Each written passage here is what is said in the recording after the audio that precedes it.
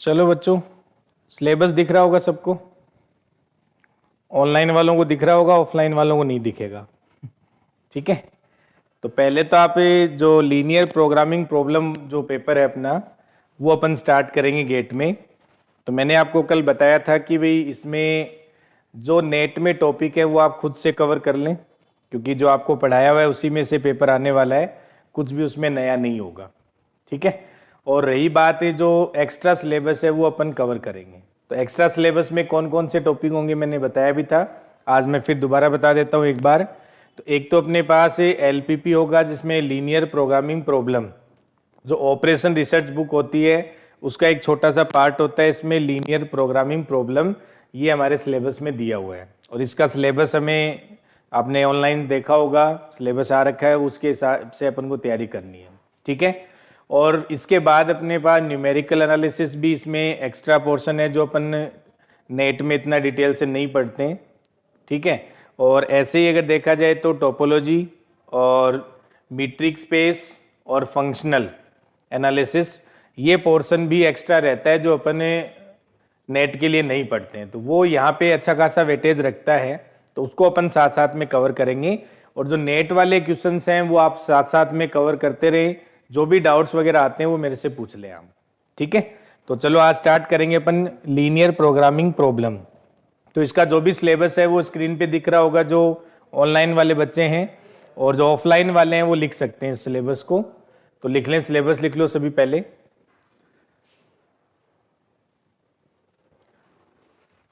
या फिर आप जाते वक्त कॉपी ले जाना सिलेबस की जो भी है, तो उसके अकॉर्डिंग आप कर सकते हैं ना। हाँ नमस्ते, आ जाओ। चलो कोई बात नहीं, तो आपके जो ऐप पे अपना ऐप डाउनलोड कर रखा होगा ना सबने, उसमें भेज देंगे सिलेबस की, कोई चिंता मत करो आप लोग। और तैयारी सीरियसली कर रहे हो कि नहीं? क्योंकि देखो गेट में तैयारी, देखो आप लोगों ने जब गेट के क्वेश्चन सोल्व करते हो, जैसे मान लो आपने भले ही मॉडर्न अलजेब्रा पढ़ा हो, कॉम्प्लेक्स पढ़ा हो, लीनियर अलजेब्रा पढ़ा हो, रियल का ज़्यादा वेटेज होता नहीं है यहाँ पे, या ओडी या पीडी जो भी पोर्शन आपने पढ़ा हुआ है, तो हमेशा अपन जब क्वेश्चन सोल्व करते हैं नेट के साथ में, तो गेट वाले क्वेश्चन हमें उससे बहुत आसान लगते हैं। ऐसा जो बच्चों से मैंने जो ऑब्जर्व किया है कि वो क्वेश्चन उस टाइम उनसे सबसे होते हैं, तो फिर इस हिसाब से तो गेट आसान होना चाहिए। और गेट 100 मार्क्स का होता है, ये सबको पता होगा। और 100 मार्क्स में अगर आप ये मान के चलो 40 मार्क्स या 45 मार्क्स अगर लेके आते हैं तो बहुत अच्छी रैंक आपकी आ जाती है, बहुत अच्छी रैंक, ये मान लो। क्योंकि शायद क्वालिफिकेशन जो क्वालिफाई है वो कितना रहा था पिछली बार, ये हाँ 25 के आसपास रहता है, जिसमें मान लो रैंक अच्छी नहीं आती है, लेकिन गेट में रैंक भी अच्छी आनी चाहिए, वो भी इंपॉर्टेंट होता है। तो फिर अगर क्वेश्चन इतने आसान आते हैं तो नंबर तो कोई ज़्यादा नहीं है, लेकिन फिर भी गेट में 25 नंबर भी लाना आसान काम नहीं है, वो भी कितने बच्चों के आते हैं आप देखो। तो पहले तो ये पैटर्न समझना है कि भाई गेट में जो पेपर अटेम्प्ट करने का, इसका मतलब यहाँ जब क्वेश्चन करते, क्योंकि आप करके देख लेना भले कभी भी आप कोई भी टॉपिक जो प्योर का पढ़ रहे हैं नेट के साथ में, तो गेट वाले क्वेश्चन अपन से आराम से बनते हैं, लेकिन एग्जाम में क्यों नहीं बनते फिर? तो एक तो ये ध्यान रखना है कि यहाँ पे जो भी क्वेश्चन आएगा वो थोड़ा सा कैलकुलेटिव होता है, मतलब अप्रोच जो रहती है उसकी थोड़ी कैलकुलेटिव टाइप की होती है, तो वो अपन जरूर ध्यान रखेंगे। जैसे अपने जब अपन नेट का पेपर देने जाते हैं तो वहाँ पे जो थ्योरेटिकल पोर्शन है वो ज़्यादा पूछा जाता है, जबकि गेट के अंदर थोड़ा सोल्विंग पार्ट ज़्यादा आता है। तो एक तो ये चीज़ फिक्स रखना है कि भाई यहाँ पे आपको टाइम भी वैसे खूब मिलता है, 3 घंटे खूब होते हैं, क्वेश्चन भी ज़्यादा नहीं होते हैं, अपन आराम से कर सकते हैं, टाइम एक क्वेश्चन को आप काफ़ी दे सकते हैं। थोड़ी कैलकुलेशन पे अपन को काम करना है, क्योंकि दोनों चीज़ें अलग अलग हैं। नेट में कैलकुलेशन की ज़रूरत नहीं होती है, वहाँ अपन को थोड़ा अपना दिमाग या थ्योरेटिकल पोर्शन थोड़ा अगर अच्छा है तो आराम से नेट निकल जाता है, वहाँ अप्लाइड से नहीं निकलता है, क्योंकि ओडी वगैरह के क्वेश्चन वहाँ पे अपन से इतने अटेम्प्ट नहीं हो पाते हैं, लेकिन पीडी वगैरह फिर भी कर सकते हैं अपन। तो ये जरूर ध्यान रखें, थोड़ा कैलकुलेटिव पार्ट होता है। और ऐसा भी नहीं है कि जो फंक्शनल एनालिसिस वगैरह या टोपोलॉजी ये जो पोर्शन है इनमें आप अगर बहुत ज़्यादा परेशान रहते हैं तो इतना भी रिक्वायरमेंट नहीं है, लेकिन छोड़ के भी नहीं जाएं, जितना अपन से होता है उतना कवर करके जरूर जाएं, ताकि जो आसान आसान जैसे कहते हैं ना जो लड्डू आते हैं एग्जाम में, वो तो अपन लपक लें वहाँ पे। तो ये जरूर रखें, इस तरीके से तैयारी करनी है। और न्यूमेरिकल और एलपीपी इनका अच्छा खासा वेटेज होता है, दोनों पेपर 15 या 18 मार्क्स के बीच में वेटेज रहता है। और एग्जाम पॉइंट ऑफ व्यू से आप देख लो कितना वेटेज है, कम नहीं है। तो ये दोनों पेपर तो करने नेसेसरी हैं, आप ये मान सकते हो। तो सबसे पहले अपन स्टार्ट करेंगे एलपीपी, ठीक है। तो लिखते हैं सिलेबस, जो जो टॉपिक अपन स्टार्ट करेंगे साथ साथ में लिखते रहेंगे इसका। तो लिखें इसमें एलपीपी। पहले पढ़ा हुआ है सबका या पहली बार पढ़ रहे हो? पहली बार पढ़ रहे हो? पढ़ा हुआ है? पढ़ा हुआ है तो अच्छी बात है। तो लिखें इसमें आप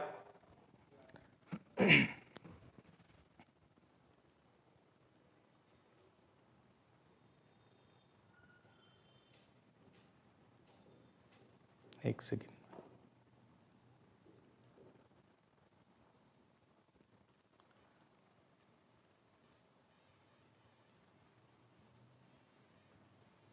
चलो स्टार्ट करते हैं। तो लिखें इसमें शुरुआत में मैथमेटिकल मॉडल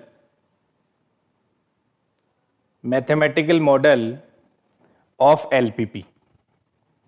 तो सबसे पहले तो हमें एलपीपी के बारे में जानना है कि भाई एलपीपी होता क्या है, ठीक है। तो मैथमेटिकल मॉडल लिखते हैं इसका, जो हमेशा ध्यान रखना है क्योंकि क्वेश्चन हमेशा इसी फॉर्मेट में आपको मिलेगा। क्योंकि जो ऑपरेशन रिसर्च जो बुक होती है उसमें काफ़ी, उसमें ये मानो उसमें बहुत छोटा पार्ट होता है जो एलपीपी होता है वो अपने सिलेबस में है। पूरा ऑपरेशन रिसर्च अपने सिलेबस में नहीं है, उसमें से अपने सिलेबस में क्या है, एलपीपी है, वो हमें पढ़ना है। तो उसके बारे में अपन जानते हैं कि भी पहले ये इस टाइप से पहचानेंगे कैसे कि भी एलपीपी से क्वेश्चन आया है। तो उसका फॉर्मेट हमें पता होना चाहिए कि भाई मैथमेटिकल मॉडल क्या होता है इसका। तो लिखें इसमें आप, सबसे पहले आपको दे रखा होगा ऑब्जेक्टिव फंक्शन, और वो कैसे लिखा जाता है, या तो मैक्सिमाइज का होगा या फिर मिनिमाइज का होगा, ठीक है। तो मैक्सिमाइज या मिनिमाइज ऑफ जेड, और ये हमारे पास होता है c1x1 plus c2x2 and plus cn(xn), और ये एक लीनियर फंक्शन होता है। क्योंकि देखो आप इसके नाम से आप पहचान सकते हैं अपन, जो एलपीपी का फुल फॉर्म क्या है, लीनियर प्रोग्रामिंग प्रॉब्लम है। तो इसका मतलब इसमें जो फंक्शन अपन लेते हैं वो क्या होने चाहिए, लीनियर। क्योंकि नॉन लीनियर के लिए भी डिफाइन होता है लेकिन वो अपने सिलेबस में नहीं है। तो पहली बात तो ये जो फंक्शन हमने डिफाइन किया है मैक्सिमम या मिनिमम ऑफ जेड बराबर, तो ये एक लीनियर फंक्शन होगा, और इसको हम क्या कहते हैं, ऑब्जेक्टिव फंक्शन कहा जाता है। तो इसका आप नाम भी लिख लेंगे साथ में, objective function. Objective function, objective function such that, तो यहाँ पे कंस्ट्रेंट दे रखे होते हैं। तो कंस्ट्रेंट क्या होंगे इसमें, a11x1 plus a12x2 plus so on a1n(xn), और यहाँ पे सेकेंड कंस्ट्रेंट लिखता हूं मैं a21x2 plus a22x2 and so on a2n(xn), और इसमें nth जो अपना कंस्टेंट है वो लिख लेते हैं अपन an1x1 plus an2x2 and so on, यहाँ से अपन लिख सकते हैं ann(xn), और ये हमेशा क्या रहेंगे, या तो इसमें साइन जो है वो लेस देन इक्वल होगा, या इक्वल टू का साइन हो सकता है, या ग्रेटर देन इक्वल्स टू। यहाँ भी साइन या लेस देन इक्वल्स टू, या इक्वल्स टू का साइन, या ग्रेटर देन इक्वल्स टू, इनमें से कोई भी एक साइन हो सकता है, less than equal, equal to, या फिर ग्रेटर देन इक्वल, ठीक है। और ये हमेशा मान लो हमारे पास b1 b2 और ये हमारे पास है bn, और ये जितने भी एक्साइज हैं ये सारे के सारे क्या होंगे, ग्रेटर देन इक्वल्स टू 0 होंगे फॉर ऑल i बराबर 1 to n। लिख लेंगे सभी।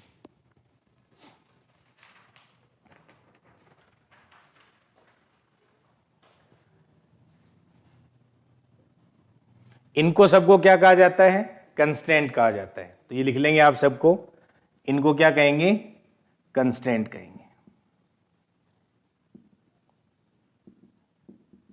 कंस्ट्रेंट।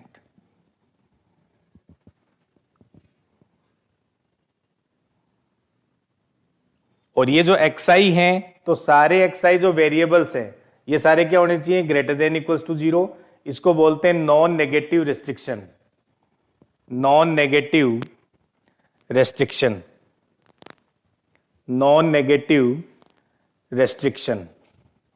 तो ये मॉडल हमें ध्यान रखना है कि जब भी एलपीपी का क्वेश्चन आएगा तो उसमें सबसे पहले में ऑब्जेक्टिव फंक्शन दे रखा होगा, वो हमेशा लीनियर होगा, और ये जितने भी कंस्ट्रेंट दे रखे होंगे ये हमेशा लीनियर होंगे, क्योंकि हमें लीनियर प्रोग्रामिंग प्रॉब्लम पढ़ना है। तो ये जो भी फंक्शन ऑब्जेक्टिव फंक्शन हो या ये जो कंस्ट्रेंट है ये हमेशा क्या दे रखे होंगे, अपन को लीनियर दे रखे होंगे, ठीक है। और यहां पे देखो, अब आप खुद देखो कि ये जो कह रहा है कि xi है वो ग्रेटर देन इक्वल्स टू 0 होना चाहिए, इसका मतलब ये कौन से क्वाड्रेंट की बात कर रहा है, ये फर्स्ट क्वाड्रेंट की बात कर रहा है कि हमेशा जो भी आप x लेंगे वो हमेशा ग्रेटर देन इक्वल्स टू 0 की बात कर रहा है। तो इसलिए जो लीनियर प्रोग्रामिंग प्रॉब्लम है और साथ में क्या दिया गया है कि सर इसमें जो जितने भी एक्साइज हैं वो हमेशा क्या लेना है, ग्रेटर देन इक्वल्स टू 0 लेना है। तो अगर नेगेटिव होता तो उसके लिए भी एलपीपी डिफाइन होती है, लेकिन वो अपने सिलेबस में नहीं है। तो अपने सिलेबस में क्या है कि जो लीनियर प्रोग्रामिंग प्रॉब्लम में भी साथ में क्या है कि ये जितने भी वेरिएबल्स हैं ये क्या फॉलो करेंगे, नॉन नेगेटिव रेस्ट्रिक्शन को फॉलो करेंगे, यानी सारों का मान क्या रहेगा, हमेशा ग्रेटर देन इक्वल्स टू 0 रहेगा। और ये जो xi है इनको डिसीजन वेरिएबल भी बोलते हैं साथ में, तो आप लिख लेंगे xi is called decision variable, xi is called decision variable.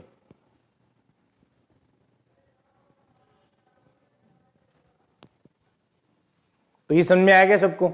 अब यहां पे देखो, ये जो अपने पास साइन है इसमें कोई फिक्स नहीं है, या तो लेस देन इक्वल हो सकता है, इक्वल टू का साइन हो सकता है, या ग्रेटर देन इक्वल्स टू हो सकता है। इन तीनों में कोई भी साइन हो सकता है जो भी आपको कंस्ट्रेंट दे रखे हैं। तो ये जो मॉडल है इसको मैथमेटिकल मॉडल कहा जाता है एलपीपी का। तो जब भी आपको एलपीपी का क्वेश्चन मिलेगा तो सीधा हमें देखना है कि सर इसका ऑब्जेक्टिव फंक्शन क्या है, इसके कंस्ट्रेंट क्या है, और इसके जो अपने नॉन नेगेटिव रेस्ट्रिक्शंस फॉलो हो रहे हैं कि नहीं हो रहे हैं, और इन एक्सरसाइज को क्या कहते हैं, डिसीजन वेरिएबल कहते हैं, ठीक है। तो इसमें सबसे पहले में क्वेश्चन जो हमारा जो फर्स्ट टॉपिक जो सिलेबस में दे रखा है, ग्राफिकल मेथड से आप किसी एलपीपी को कैसे सोल्व करते हैं इसके बारे में अपन बात करेंगे। तो यहां से एक क्वेश्चन नेट में भी आता है आपके और एक क्वेश्चन गेट में भी आएगा। तो ग्राफिकल मेथड का क्वेश्चन जरूर आता है, किसी भी चाहे गेट में पूछा जाए, नेट में पूछा जाए, और जहां भी एलपीपी का पोर्शन सिलेबस में है तो इससे क्वेश्चन जरूर पूछा जाएगा आपसे, ग्राफिकल मेथड से। तो फर्स्ट इसमें टॉपिक लिखेंगे आप ग्राफिकल मेथड, और ये आपको इसका जो मॉडल है ये याद रखना है, मैथमेटिकल मॉडल जो होता है एलपीपी का, इसी फॉर्मेट से। क्योंकि आप खुद देखो इधर, भाई यहां पे हो क्या रहा है, इसमें जो ऑब्जेक्टिव फंक्शन दे रखा है, तो यहां पे कुछ आपको, जैसे मान लो अगर आपको कोई भी काम करना है तो उस काम को करने के लिए कुछ ना कुछ रिस्ट्रिक्शंस होते हैं। कोई भी आप चाहे मान लो नया व्यापार शुरू करें या कुछ भी काम शुरू करें, तो उसमें अपने मन अकॉर्डिंग तो सारी चीजें नहीं होती हैं, कुछ ना कुछ रिस्ट्रिक्शंस लगते हैं। तो सेम वही काम हो रहा है कि ये हमारे पास फंक्शन दे रखा है, इसमें कुछ रेस्ट्रिक्शंस अप्लाई हो रहे हैं, इन रेस्ट्रिक्शंस को फॉलो करते हुए अपन को इस फंक्शन को, अगर वो मैक्सिमाइज की प्रॉब्लम है तो उसको मैक्सिमम करना है, अगर वो मिनिमाइज की प्रॉब्लम है तो उसको मिनिमाइज करना है। तो कुल मिला के हमें क्या करना है कि सर इन कंस्ट्रेंट को, जो भी कंस्ट्रेंट हमें दे रखे हैं, इनको सेटिस्फाई करते हुए जो भी अपने को पास वेरिएबल्स हैं, उन वेरिएबल्स की हेल्प से अपन को इसको मैक्सिमाइज करना है या फिर हमें इसको क्या करना है, मिनिमाइज करना है। तो ग्राफिकल मेथड क्या होता है उसके बारे में लिखते हैं। तो फर्स्ट, और ये भी ध्यान रखेंगे बच्चों, इसमें यहां से आप मान के चलते हो इसमें 8 से 10 मार्क्स का वेटेज रहता है, और इसके 5 या 6 क्वेश्चन आप मान के चल सकते हो एग्जाम में पूछे जाते हैं।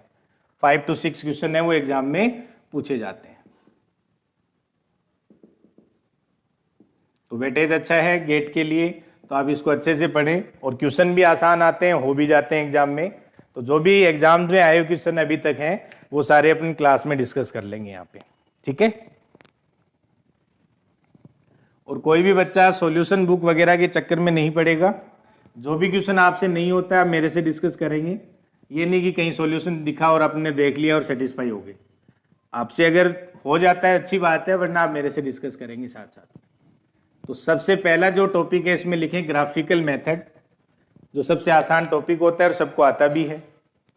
तो लिखें ग्राफिकल मेथड।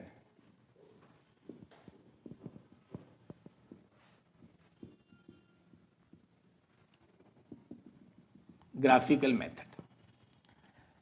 तो देखो ग्राफिकल मेथड, एक बात तो ये देखो कि कब अप्लाई करेंगे अपन। तो अपने पास जो वेरिएबल है वो दो होने चाहिए, या तो एक वेरिएबल हो या दो वेरिएबल हो। तो दो या दो से कम वेरिएबल हैं तभी आपको ग्राफिकल मेथड अप्लाई करना है, वरना ग्राफिकल मेथड कभी भी काम नहीं आएगा। तो अगर मोर देन 2 वेरिएबल हैं तो फिर अपन आगे सिंप्लेक्स में चले जाते हैं, तो फिर उसमें सिंप्लेक्स मेथड पढ़ते हैं अपन। लेकिन ग्राफिकल मेथड कब अप्लाई करना है? जब उसके पास वेरिएबल क्या हो, 2 या 2 से कम हो, तब अपन को अप्लाई करना है ग्राफिकल मेथड। अब जैसे मैं एक एग्जांपल के थ्रू इसमें सारी चीजें समझाने की कोशिश करता हूं कि ग्राफिकल, इसमें देखो थ्योरी नहीं होती कोई भी, और ना आपको पढ़नी चाहिए कभी भी। एक क्वेश्चन की हेल्प से आप सारी चीजें समझ सकते हैं और अपने माइंड में फिट कर लो उसको। क्वेश्चन आएगा, 100% आना है, लगभग चांस पूरे हैं, और क्वेश्चन सही भी हो जाता है। ठीक है, तो यहां से एक एग्जाम्पल के थ्रू पढ़ते हैं इसको। अपन लिखें ग्राफिकल मेथड में, तो एक एग्जाम्पल लिखें, मैक्सिमम जेड बराबर 5x1 प्लस 4x2, और इसमें कंस्टेंट दे रखे हैं अपन को, लिखें 6x1 plus 4x2 less than equals to 24। Second constant लिखें x1 plus 2x2 less than equals to 6, और minus x1 plus x2 less than equals to 1, और थर्ड कंस्टेंट हो गया, फोर्थ दे रखा है x2 less than equals to 2, और साथ में दिया हुआ है x1 x2 है वो ग्रेटर देन इक्वल्स टू 0 है। ये एग्जाम्पल लिख लेंगे सभी। तो ग्राफिकल मेथड से जब भी क्वेश्चन अपने पूछा जाएगा तो अपन ग्राफिकल मेथड कब अप्लाई कर सकते हैं? जब उसमें वेरिएबल्स जो हैं वो 2 या 2 से कम हो, तभी अपन अप्लाई करेंगे। तो यहां से देखो इसमें वेरिएबल कितने हैं, 2 वेरिएबल है, x1 और x2।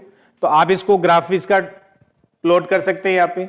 अब ग्राफ प्लॉट करने के लिए रीजन क्या रहेगा ये ध्यान रखना है इसमें। सबसे पहले अपन क्या करेंगे, जो भी हमें कंस्ट्रेंट दे रखे हैं, इनको इक्वेशन की फॉर्म में लिख लेंगे, क्योंकि यहाँ पे इनइक्वालिटी की फॉर्म में लिखी हुई है, तो आप इनकी इक्वेशंस की फॉर्म में लिखेंगे, और इक्वेशन की फॉर्म में लिख के अपन इसको क्या करेंगे, XY प्लेन जो है उसमें प्लॉट कर लेंगे, और फिर देखना है कि आगे अपने कौन सा रीजन है जो इसको ये सेटिस्फाई कर रहे हैं, सभी कंस्ट्रेंट वो हमें फाइंड आउट करना है। जैसे अपन ड्रॉ करते हैं इसमें, तो आप जो भी कंस्ट्रेंट दे रखे हैं उनको क्या करेंगे, इक्वेशन की फॉर्म में लिखेंगे। तो क्या आ जाएगा बताओ यहां से, सर 6x1 प्लस 4x2 बराबर क्या आ जाएगा, 24। तो इसको अपन ड्रॉ करते हैं, देखें। तो ये x एक्सिस x1 हो गया यहाँ पे, और यहाँ पे अपन ने x2 ले लिया।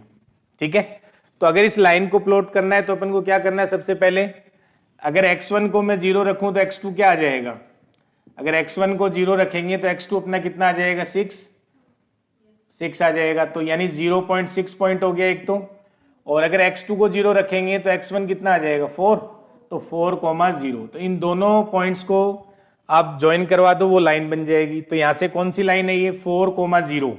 तो मान लो 1 2 3 4, और इधर अपने पास है 6, थोड़ा सा इसको और ऊपर बढ़ा लो, ये मान लो 1 2 3 4 5 और 6, यहाँ पे x2 है। तो इन दोनों को यहाँ पे ये मान लो 1 2 3 4, तो इन दोनों पॉइंट्स को मिलाना है अपन को।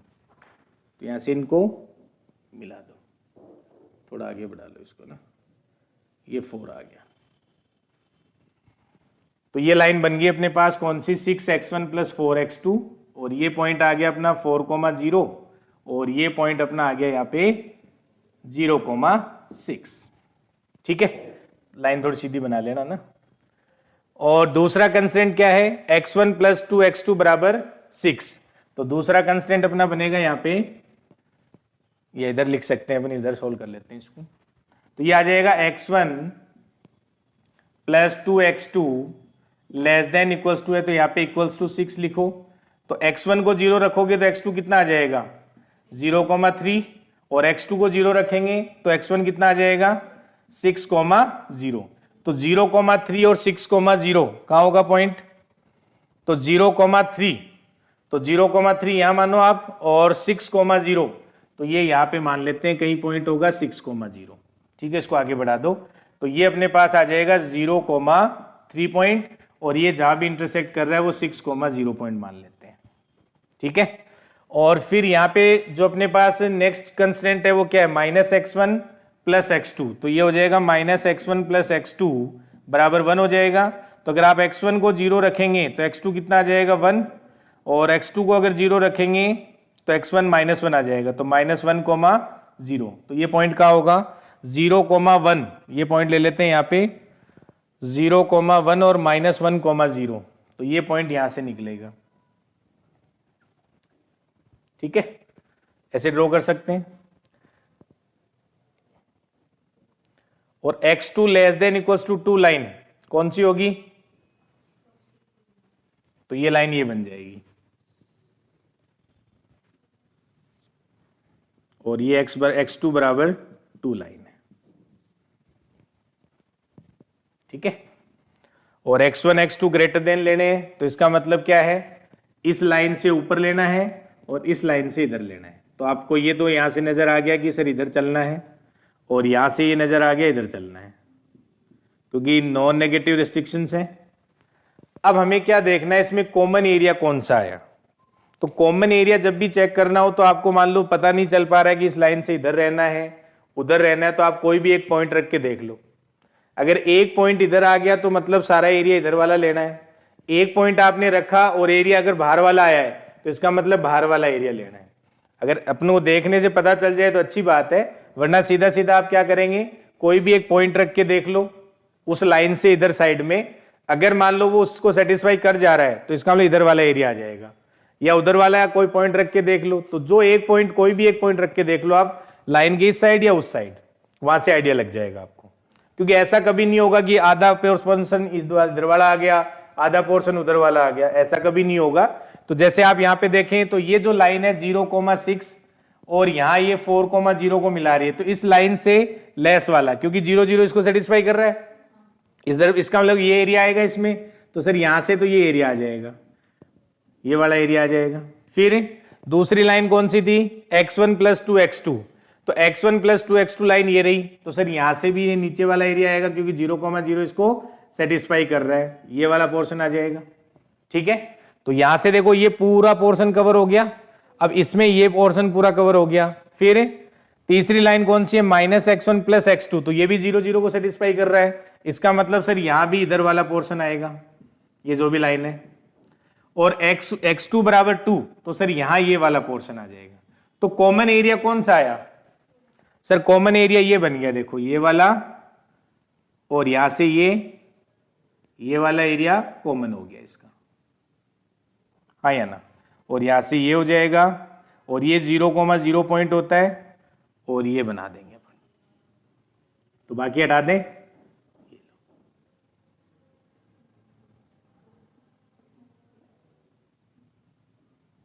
तो ये जो रीजन आया इस रीजन को क्या कहते हैं, फिजिबल रीजन कहते हैं। क्या कहते हैं, फिजिबल रीजन। तो फिजिबल रीजन की आप डेफिनेशन लिख लेंगे, लिखना चाहिए। तो ये जो रीजन आया जो सभी कंस्टेंट को सेटिस्फाई कर रहा है, इस रीजन को क्या कहते हैं अपन, फिजिबल रीजन कहते हैं। तो जब भी ग्राफिकल मेथड अपन यूज करेंगे, इतने आपके एग्जाम में नहीं आएंगे कंस्टेंट, मैंने ज्यादा ही लिए हैं, वहां पे मैक्सिमम 3 आते हैं ज्यादा से ज्यादा, या 2 आते हैं। तो आप इस तरीके से प्लॉट कर लेंगे, सबसे पहले उनको इक्वेशन की फॉर्म में लिखेंगे और उनको ड्रॉ कर लेंगे, और क्या करना है, जो फिजिबल रीजन मिल रहा है कि नहीं मिल रहा है, पहले तो ये फिजिबल रीजन का मतलब क्या होता है, तो आप डेफिनेशन लिख लें पहले, फिजिबल रीजन। अब ये रीजन इसमें फिजिबल रीजन हो गया, तो इस एग्जाम्पल से जो चीजें अपन को सीखने को मिलेगी उन सबकी अपन डेफिनेशन साथ साथ में ऐड कर लेंगे। तो लिखें इसमें feasible region, feasible reason.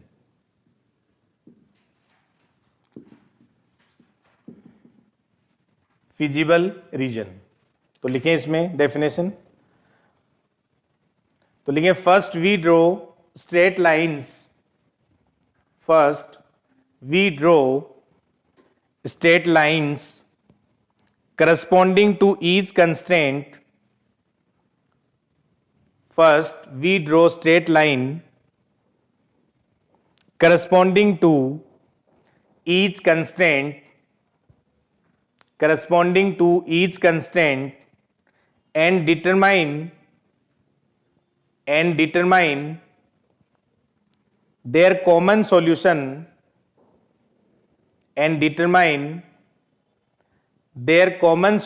region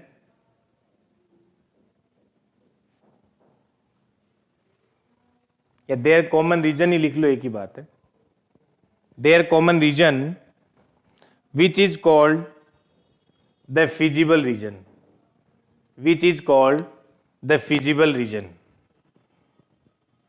भी सबसे पहले क्या करना है, अगर मान लो ग्राफिकल मेथड में अपन को फिजिबल रीजन देखना है तो जितने भी कंस्ट्रेंट हैं उनको अपन प्लॉट करेंगे और उसमें जो कॉमन एरिया आता है वही क्या होता है, अपना फिजिबल रीजन होता है. लेकिन हमेशा फिजिबल रीजन मिल जाए कोई जरूरी नहीं है, उसकी अपन आगे बात करेंगे. लेकिन ये जो हमने एग्जांपल लिया इसमें हमें फिजिबल रीजन मिल गया क्योंकि ये एक ऐसा रीजन है जो सभी कंस्ट्रेंट को सेटिस्फाई कर रहा है. तो ये अपना कौन सा रीजन हो गया, feasible region.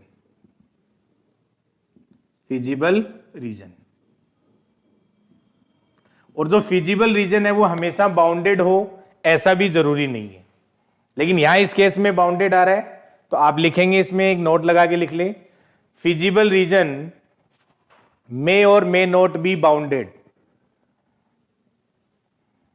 Feasible reason may or may not be bounded, यानी बाउंडेड हो भी सकता है नहीं भी हो सकता है, लेकिन हमने जो एग्जांपल लिया है इसमें क्या है, बाउंडेड है. जैसे अपन अनबाउंडेड का भी एक सॉल्यूशन है जो एग्जांपल ले सकते हैं, तो आप सेकंड एग्जांपल इसमें. ये बात समझ में आ गई क्या सबको? यहाँ पे फिजिबल रीजन क्या हो गया, ऐसा रीजन हो गया जो सभी कंस्ट्रेंट को सेटिस्फाई करता हो, सब में कॉमन रीजन जो आ रहा है वो इनका फिजिबल रीजन हो जाता है. तो अब देखिए इसमें ये तो अपना एग्जांपल जो था इसमें हमारा जो रीजन है वो क्या आ गया, फिजिबल आ गया और बाउंडेड आ गया साथ में. आप एक एग्जांपल और लिखें, एग्जांपल लिखें इसमें, मिनिमम z बराबर 2x1 minus 10x2 such that, इसके जो कंस्टेंट है वो लिख लेंगे सभी, x1 minus x2 greater than equals to 0, यानी ये तो हमें एक स्ट्रेट लाइन दे रखी है. और सेकंड लिखें इसमें x1 minus 5x2 less than equals to minus 5, और x1 x2 क्या है, ग्रेटर देन इक्वल्स टू 0 है. तो ये एक एग्जांपल अपने लिया था जिसमें हमारा जो फिजिबल रीजन है वो क्या आ गया था, बाउंडेड. अब इसमें देखें, इसको प्लॉट करें सभी. तो सबसे पहले क्या करेंगे, जो भी हमें कंस्ट्रेंट दे रखे हैं इनको हमें प्लॉट करना है. तो यहां से x1 बराबर तो x2 आ गया, तो ये तो y बराबर x लाइन होगी देखा जाए तो, है ना. और यहां से हम देखें इसमें तो x1 माइनस 5x2 बराबर क्या आ गया, माइनस 5 आ गया. तो ये आप देख लें, इसमें अगर मैं x1 को 0 रखता हूं तो x2 मेरा 1 आ गया, और अगर हम यहाँ x2 को 0 रखते हैं तो x1 है वो क्या आ जाएगा, माइनस का 5 आ जाएगा. तो यहाँ से इसको अगर प्लॉट करें तो कौन सा रीजन आएगा देखें, तो एक तो y बराबर x लाइन यानी ये हो जाएगी, क्योंकि या इधर अपन x1 को प्लॉट कर रहे हैं और इधर x2 को, ठीक है. और ये लाइन कौन सी होगी, एक तो 0,1, तो 0,1 यहाँ मान सकते हैं अपन, ये तो हमारे पास लाइन होगी कौन सी, x1 बराबर x2 वाली, और x1 0 आ जाएगा तो x2 1, तो 0,1 लगभग यहाँ मिलेगा आपको, और माइनस 5,0, तो ये यहाँ होगा फिर इधर. तो ये मान के चलो आप, ये लाइन ऐसे जाएगी यूं, ठीक है, ये लाइन यूं बनेगी. तो यहां ये रीजन आ जाएगा इसका, ठीक है. तो ये पॉइंट कौन सा था, ये तो 0,0 पॉइंट है, ये इनका इंटरसेक्ट पॉइंट आएगा, निकाल सकते हैं अपन. और ये पॉइंट कौन सा था, 0,1, और यहाँ ये पॉइंट अपन मानेंगे कौन सा था, 5 -5, 0। तो अब आप देखो इसमें कौन कौन सा रीजन आएगा। अब ये कह रहा है x1 - x2, तो ये तो y बराबर x लाइन हो गई। तो इसमें किसको बड़ा दिखा रहा है, ये x1 x2 से बड़ा होना चाहिए। तो इसका मतलब तो ये इधर की बात कर रहा है, इस पोर्शन की बात कर रहा है, x1 बड़ा होना चाहिए ना, तो ये पोर्शन आ जाएगा, ठीक है। और यहां से x1 - 5, तो ये 0 0 सेटिस्फाई कर रहा है इसको। तो यहां से रीजन 1 सेकेंड, अच्छा माइनस से गुणा करेंगे तो ग्रेटर देन इक्वल टू हो जाएगा। तो ये इसकी बात कर रहा है। या अगर ऐसे समझ में नहीं आए ना तो आप कोई पॉइंट रख के देख लो, कोई भी एक पॉइंट रख के देख लो, उससे आइडिया लग जाएगा। कौन सा पॉइंट रखेंगे अपन, मान लो इससे ऊपर कोई पॉइंट रखो, जैसे यहाँ पे ये 0,1 है, तो अगर आप यहाँ पे मान लो 0,2 रख लो, तो 0,2 रखेंगे तो क्या आएगा, यहाँ 0,2 तो -10, तो -10 -5 से क्या होता है, छोटा ही होता है। तो इसका मतलब सर ये ऊपर वाला रीजन आएगा। तो रीजन चेक करने में कभी दिक्कत नहीं आएगी, आप कोई भी एक पॉइंट रख के देख लो, उससे आइडिया लग जाएगा, ठीक है। तो इसमें कॉमन रीजन कौन सा आ रहा है, सर ये वाला कॉमन आ रहा है सारा। तो ये कौन सा रीजन हो गया, अनबाउंडेड रीजन, क्योंकि देखो यहां से ये अनबाउंडेड है, ऊपर से चलता रहेगा जहां तक ये लाइनें जाएंगी हमेशा। तो यहाँ फिजिबल रीजन है, लेकिन वो क्या है, अनबाउंडेड है। तो इसका मतलब फिजिबल रीजन की कोई गारंटी नहीं है कि वो बाउंडेड होगा या अनबाउंडेड होगा, वो बाउंडेड भी हो सकता है, अनबाउंडेड भी हो सकता है। तो आप ये लिख लेंगे, ये कौन सा रीजन था, सर ये फिजिबल रीजन है, फिजिबल रीजन, और कौन सा है, अनबाउंडेड, अनबाउंडेड। और इस केस में फिजिबल रीजन था, लेकिन ये कौन सा था, बाउंडेड। इस केस में फिजिबल रीजन बाउंडेड था और इस केस में फिजिबल रीजन अनबाउंडेड था। तो पहले हमने ये लिखा कि भाई फिजिबल रीजन जो है वो बाउंडेड होता है या अनबाउंडेड होता है। बात समझ में आ गई। अब इसमें आगे हमसे जो क्वेश्चन पूछा जाता है, इसमें ऑप्टिमल सॉल्यूशन फाइंड आउट करना होता है हमें। तो ऑप्टिमल सॉल्यूशन क्या होता है, तो फिजिबल रीजन है वो तो समझ में आ गया। फिर यहां से फिजिबल सॉल्यूशन क्या होते हैं और उनमें से ऑप्टिमल सॉल्यूशन कौन से बनते हैं। जैसे मान लो ये जितने भी, ये सारा कॉमन एरिया ही तो आया अपने पास, तो इसमें ये जितने भी पॉइंट्स होंगे, ये सारे पॉइंट्स इन सभी कंस्ट्रेंट को सेटिस्फाई कर रहे हैं कि नहीं कर रहे हैं, क्योंकि सबको कॉमन एरिया ही तो है ये। तो ये सारे जो जितने भी पॉइंट्स हैं ये सब उसके फिजिबल सॉल्यूशन है। लेकिन फिजिबल सॉल्यूशन में से सारे तो ऑप्टिमल सॉल्यूशन नहीं बनते हैं। तो ऑप्टिमल सॉल्यूशन अपन कैसे वेरीफाई करते हैं, जबकि यहां से पॉइंट तो सारे अपने पास कितने हैं, इनफाइनाइट पॉइंट्स है अपने पास। तो अब ये तो है नहीं कि भी इनमें से सारे पॉइंट अपन उसमें रख के चेक करें, तो उसके लिए क्या प्रोसेस होगा,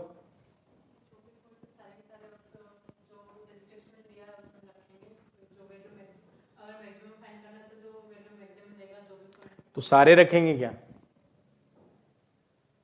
क्योंकि सारे तो खूब सारे पॉइंट अपन कैसे पता करेंगे फिर। भाई जो भी फिजिबल रीजन है, फिजिबल रीजन में जितने भी पॉइंट्स हैं ये सारे उसके फिजिबल सॉल्यूशन बनेंगे। फिजिबल सॉल्यूशन का मतलब यही होता है कि x1 x2 xn की वो वैल्यू जो इन सभी कंस्ट्रेंट को सेटिस्फाई करें और साथ में जो अपने नॉन नेगेटिव रेस्ट्रिक्शंस हैं उनको भी सेटिस्फाई करें, तो वो सॉल्यूशन क्या बन जाता है, इसका फिजिबल सॉल्यूशन बन जाता है। लेकिन हर फिजिबल सॉल्यूशन है वो ऑप्टिमल सॉल्यूशन होना जरूरी नहीं है। लेकिन इन फिजिबल रीजन जो फिजिबल सॉल्यूशंस आए हैं, इनमें से आप ऑप्टिमल सॉल्यूशन कैसे वेरीफाई करेंगे, इसका क्या तरीका होगा।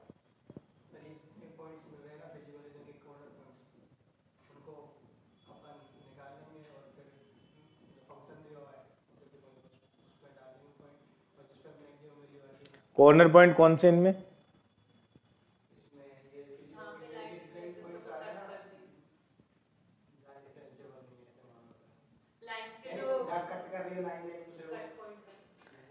तो आपने एक वर्ड बोला इसमें कॉर्नर पॉइंट, राइट।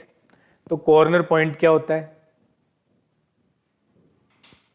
फिर मेरा क्वेश्चन ये है कि कॉर्नर पॉइंट पे सॉल्यूशन क्यों मिलता है, कैसे पता चला,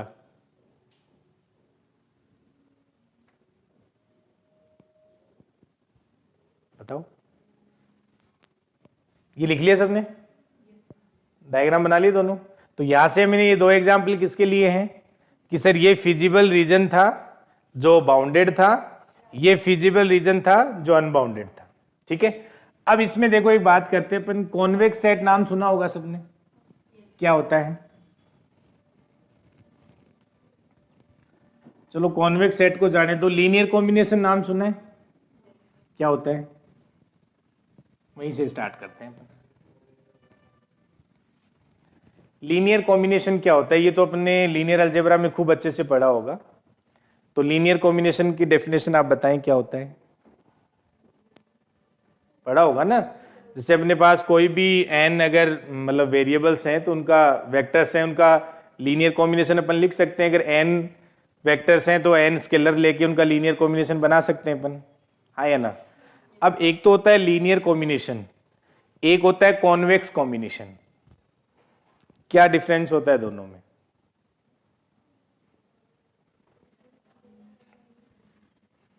बताएं। जैसे मान लो यहां से मैं कोई भी एस सबसेट ले रहा हूं आर एन का, आर एन स्पेस होता है, वेक्टर स्पेस बनाता है। अगर कोई भी स्पेस दिया हुआ है अपन को एन स्पेस, तो इसमें अगर मैं इसका कोई भी सबसेट लेता हूं तो यहां से अगर मैं कोई भी एलिमेंट्स पिक करता हूं, मान लो x1 comma x2 belongs to S है, और भी आप n नंबर ऑफ एलिमेंट्स ले सकते हैं, मैंने कोई दो एलिमेंट चूज किए यहां से, तो इनका लीनियर कॉम्बिनेशन जो है वो क्या बनेगा? सर α1 x1 प्लस α2 x2, ये इनका लीनियर कॉम्बिनेशन है। जहां α1 α2 क्या होते हैं? स्केलर होंगे जो r से लेते हैं अपन। अगर यहां फील्ड r डिफाइन करेंगे तो r से ले लेंगे, ठीक है, क्योंकि ओवर r पे ये वेक्टर स्पेस बनाएगा। तो जब अपन यहाँ पे लीनियर कॉम्बिनेशन की बात करते हैं तो किन्हीं भी n वेक्टर अगर हमें दे रखे हैं उनका लीनियर कॉम्बिनेशन लिखना है तो हमें n जो भी हमारे पास है यहां से n स्केलर लेके उनका अपन लीनियर कॉम्बिनेशन बना सकते हैं। तो ये इनका क्या आ गया? लीनियर कॉम्बिनेशन आ गया। अब यहाँ α1 α2 कोई भी आप स्केलर ले सकते हैं। अब यही लीनियर कॉम्बिनेशन कॉन्वेक्स कॉम्बिनेशन कब बनता है? जब इन जो आपने यहाँ पे स्केलर लिए हैं इन स्केलर्स का सम क्या आ जाए? 1 आ जाए। बात समझ में आई? कि अगर हमारे पास लीनियर कॉम्बिनेशन होता है उनमें इन स्केलर्स पे कोई रेस्ट्रिक्शन नहीं होता है। आप कोई भी दो स्केलर ले सकते हैं। अगर आप n वेरिएबल ले रहे हैं तो कोई n वेरिएबल्स वहां पे ले रहे हैं तो वहां पे n कोई भी स्केलर ले सकते हैं। लेकिन अगर मान लो आपको इसी लीनियर कॉम्बिनेशन को कॉन्वेक्स कॉम्बिनेशन बनाना है तो वो क्या होता है हमेशा कि सर इन वेरिएबल्स का लीनियर कॉम्बिनेशन कॉन्वेक्स कॉम्बिनेशन कब बनेगा? जब इन स्केलर्स का जो सम है वो क्या हो जाए? 1। और आपने सुना होगा कि अगर एक लैम्डा होता है तो दूसरा अपन क्या लेते थे वहां पे? 1 माइनस लैम्डा। जहां लैम्डा क्या होता है? हमेशा ग्रेटर देन पॉजिटिव लिया जाता है। हमेशा क्या लिया जाता है? पॉजिटिव लिया, क्योंकि तभी सम 1 आएगा, वरना सम यहाँ पे 1 नहीं आता है। ये पता है सबको। तो यहां से अपने लीनियर कॉम्बिनेशन सब जानते हैं। फिर यहाँ पे कॉन्वेक्स कॉम्बिनेशन का मतलब समझ में आ गया। अब आपके पास कॉन्वेक्स सेट, क्योंकि कॉन्वेक्स सेट आपके सिलेबस में दिया हुआ है, क्वेश्चन आता है उस पर, हर एग्जाम में लगभग क्वेश्चन आता है कॉन्वेक्स, क्योंकि 4 ऑप्शन होंगे, इनमें से कौन सा कॉन्वेक्स सेट है कौन सा नहीं है। तो कॉन्वेक्स सेट चेक करना है तो उसके लिए पहले कॉन्वेक्स सेट की डेफिनेशन आनी चाहिए। तो कॉन्वेक्स सेट क्या होगा बताओ? तो ये जो आपने कॉन्वेक्स जो भी कॉन्वेक्स कॉम्बिनेशन बनाए हैं इन सब का जो कलेक्शन आता है वो क्या हो जाता है? कॉन्वेक्स सेट हो जाता है। या आप यूं कहें कि सर अगर एस में से कोई भी दो एलिमेंट आप पिक करें, उन दोनों पॉइंट्स को ज्वाइन करने वाली लाइन सेगमेंट वापस इसी एस में बिलोंग करनी चाहिए, क्योंकि दोनों का मीनिंग एक ही है। क्योंकि लाइन सेगमेंट बनाएंगे तो यहां से अपन क्या लिखेंगे कि सर यहां से ये जो α1 x1 प्लस α2 x2 है ये वापस किस में आनी चाहिए? एस में। और जहां पे α1 प्लस α2 सम है वो क्या होना चाहिए? 1। तो ये क्या बन जाता है? उसका कॉन्वेक्स सेट बन जाता है। तो कॉन्वेक्स सेट की आप डेफिनेशन लिख सकते हैं, as subset of Rn, as subset of Rn is said to be convex set, is said to be convex set if, is said to be convex set if for all x1 comma x2 belongs to S such that lambda 1 x1 plus lambda 2 x2 belongs to S और जहां पे lambda 1 plus lambda 2 है वो क्या आ जाता है, सम 1 आता है, और लैम्डा 1 कॉमा लैम्डा 2 है वो ग्रेटर देन इक्वल्स टू 0 रहता है। तो ये जो सेट है वो क्या बन जाता है, कॉन्वेक्स सेट बन जाता है। ठीक है, अब देख लो आप खुद ही, क्योंकि ये लाइन सेगमेंट है इन दोनों पॉइंट्स को ज्वाइन करने वाला, और ये वापस किस में आना चाहिए, एस में आना चाहिए। तो आप खुद देखो ये जो अपने पास फिजिबल रीजन आया है, क्या ये कॉन्वेक्स सेट है? क्योंकि फिजिबल रीजन जो आएगा वो कौन सा रीजन होता है, जितने भी आपके जो कंस्ट्रेंट दे रखे हैं उनमें सबसे कॉमन रीजन है वो फिजिबल रीजन हो जाएगा। सभी जितने भी कंस्ट्रेंट है उनको सेटिस्फाई करना चाहिए। तो यहां से ये जो फिजिबल रीजन है, क्योंकि इसमें आप कोई भी 2 पॉइंट लो, उन दोनों पॉइंट्स को ज्वाइन करने वाली जो लाइन है वो हमेशा किस में आ रही है, इसी फिजिबल रीजन में लाई कर रही है। ले लो आप कोई भी 2 पॉइंट। तो ये ध्यान रखेंगे, एग्जाम में पूछा हुआ क्वेश्चन है कि फिजिबल रीजन जो होता है वो हमेशा कॉन्वेक्स सेट होता है। तो आप स्टेटमेंट लिख लेंगे, feasible region is always convex set. Feasible region is always convex set. और ये समझ में आया सबको कि भाई फिजिबल, एक तो लीनियर कॉम्बिनेशन और कॉन्वेक्स कॉम्बिनेशन में क्या फर्क होता है। और दूसरी डेफिनेशन और भी दी जाती है इसकी कि जो set of all convex combination है वो क्या बनता है, कॉन्वेक्स सेट बनता है। ठीक है, दोनों डेफिनेशन होती है, पैरेलल कोई भी काम में आ सकती है। तो जो फिजिबल रीजन है, फिजिबल रीजन है वो हमेशा क्या होता है, कॉन्वेक्स सेट होता है। ये बात समझ में आ गई सबको।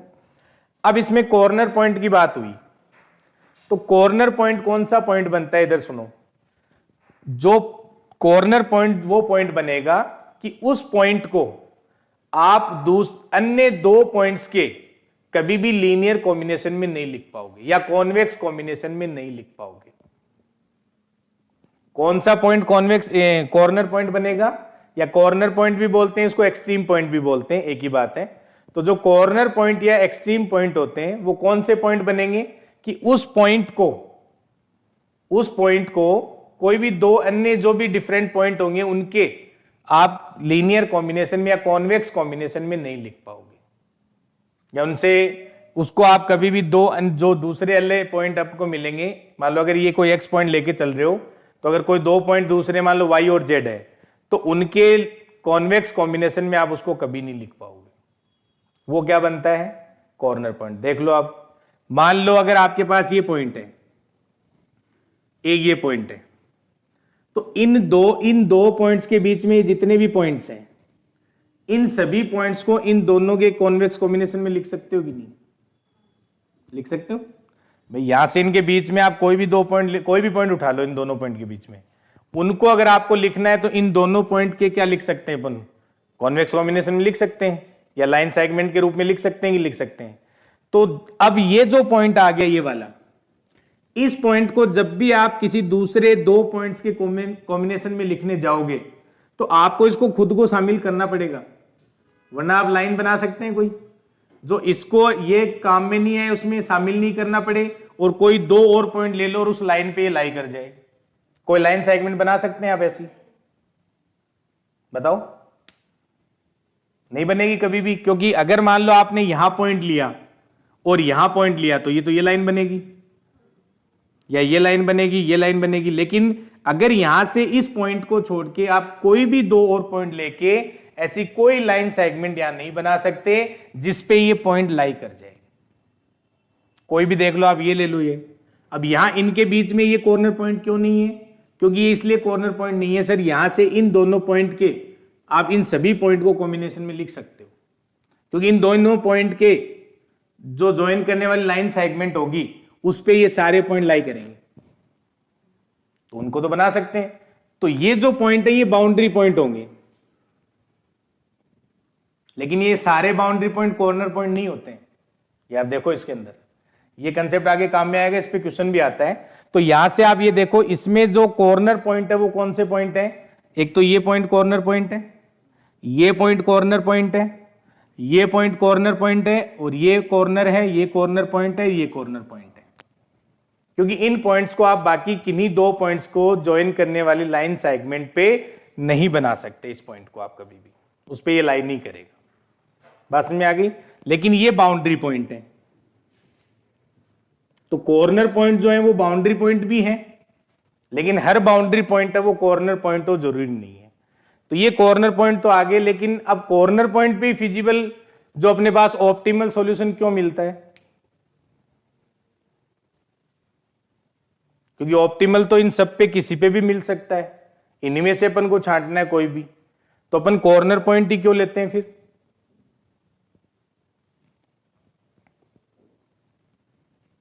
बताओ। तो पहले कॉर्नर पॉइंट की डेफिनेशन लिख लो, आगे से ऐसा नहीं बताएंगे 2 लाइन कट कर रही हूं, ये डेफिनेशन नहीं होती है, ध्यान रखना। ठीक है, लिखें कॉर्नर पॉइंट, ये एक्सट्रीम पॉइंट भी बोलते हैं, दोनों नाम से किसी भी नाम से आ सकता है, तो लिख ले एक्सट्रीम पॉइंट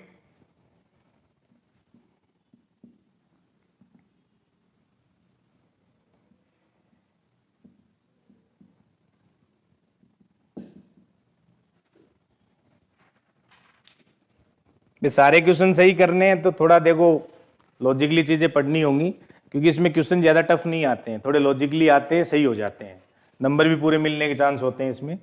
तो कॉर्नर पॉइंट या एक्सट्रीम पॉइंट, तो डेफिनेशन लिख लो, a feasible solution, sorry, x belongs to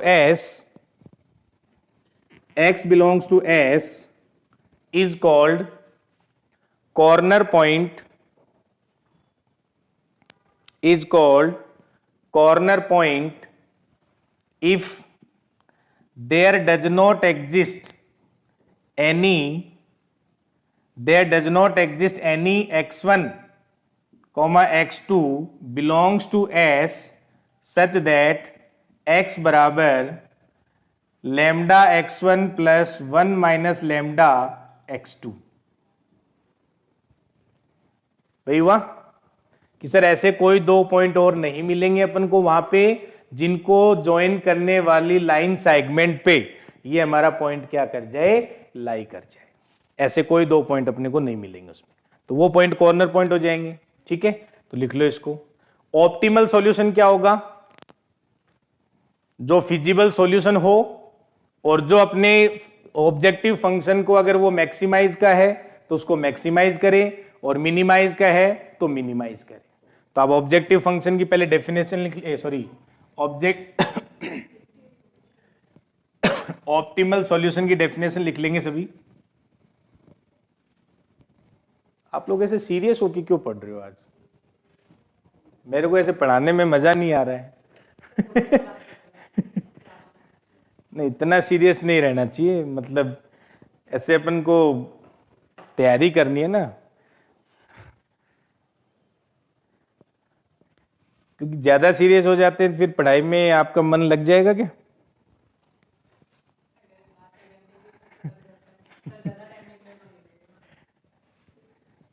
आज मैं काफी सीरियस होके पढ़ा दिया, वरना मैं इतना सीरियस रहता नहीं हूँ पढ़ाते वक्त, क्योंकि वैसे आप लोग भी जैसे कुछ बच्चे नए हो तो ऐसे लग रहा है। ठीक है, 1-2 दिन में पुराने हो जाएंगे। लिखें इसमें क्या लिख रहे थे? हाँ, ऑप्टिमल सॉल्यूशन। तो पहले फिजिबल सॉल्यूशन की डेफिनेशन लिख ली थी क्या सॉल्यूशन की? तो लिखो उसको, फिर पहले फिजिबल सॉल्यूशन लिखो, कि वो फिजिबल रीजन था बेटा। पहले लिखे फिजिबल सॉल्यूशन, थ्योरी इसमें वैसे भी ज्यादा है नहीं, तो लिखिए a set of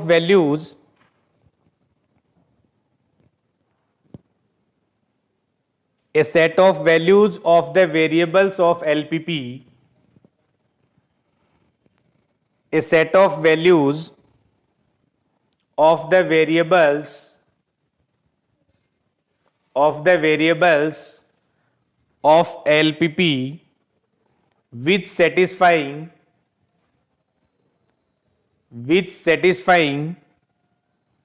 the set of constraint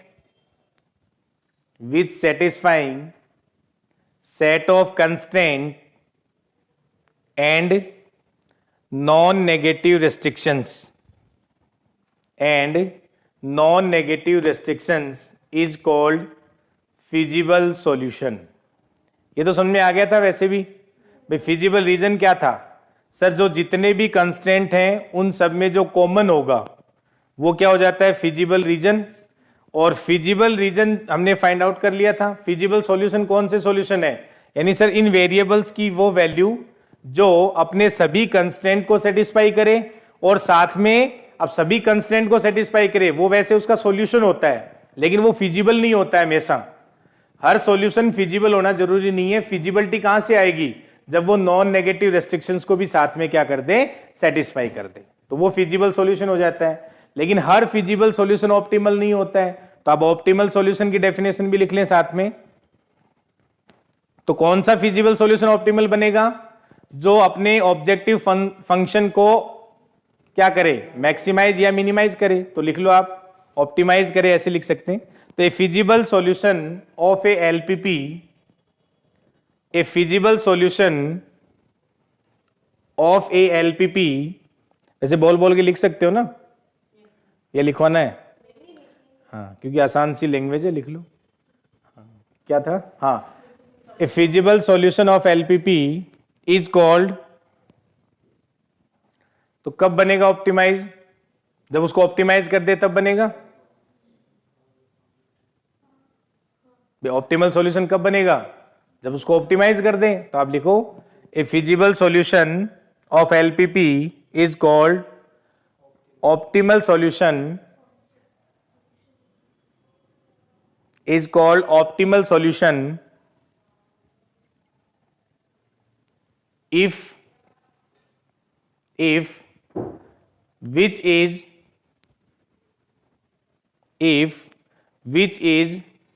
optimize the objective function, which is optimize the objective function, यानी ऑब्जेक्टिव फंक्शन को वो क्या कर दे, ऑप्टिमाइज कर दे। अब ऑप्टिमाइज का मीनिंग क्या है, अगर वो मैक्सिमम का होगा तो वो मैक्सिमाइज कर देगा, मिनिमम का होगा तो वो मिनिमाइज कर देगा। ठीक है, ये सिंपल सी डेफिनेशन होती है।